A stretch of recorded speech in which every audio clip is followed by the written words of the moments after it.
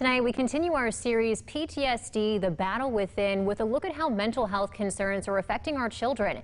Experts say PTSD is a very specific set of symptoms that are rarely sparked without actually experiencing a traumatic event. In kids, it's most common in those who have faced abuse. But anxiety in children is another story, and since March of 2020, it's become an even bigger problem. 2 News Today anchor Lauren Wood explains.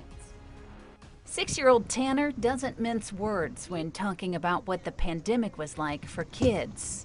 Pretty much bad, crappy. Even at his young age, his mom, Amanda Aubrey, recognized the challenges he and his sister were facing when things shut down in March of 2020. Oh, I was 100% concerned. As somebody who has struggles with mental health, that was a big thing for me. I could see them getting very sad. I could see the anxiety in my older daughter. Her daughter, 9-year-old Lexi, isn't alone in that anxiety. Psychologists like Dr. Joy Maselli at Dayton Children's Hospital say there was a clear starting point for many of the issues they're seeing in today's kids. We see a lot of anxiety right now, and I think the pandemic sort of started all of that off with uncertainty and changes in environment, changes in home, and changes in school. And with all the discord in the world from Ukraine to Uvalde, children are under a tremendous amount of stress right now.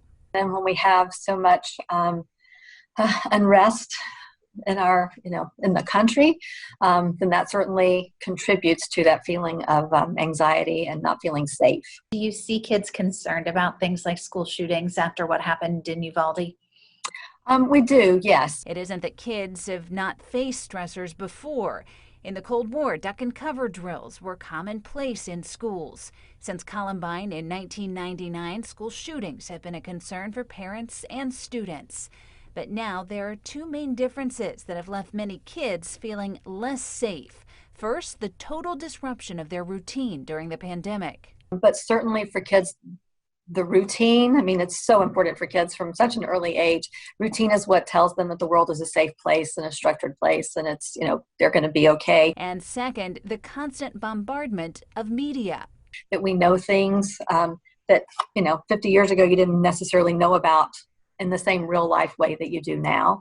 And you can see some of the stories, and I think that increases that sense of vulnerability. So what's a parent to do? First, know the signs. So sleep disturbance, nightmares, withdrawal, being more irritable a lot of times for kids can be an indication that they're having some anxiety and some difficulty coping. When it comes to managing symptoms, Dr. Maselli and Amanda agree communication is key. Make sure your kids are hearing about issues from you, not social media or TV. Definitely talking about it helps. Just kind of putting it in context of what they can understand and what they can relate to. And I try not to make a big deal about it could happen to you. I don't want them to see that panic.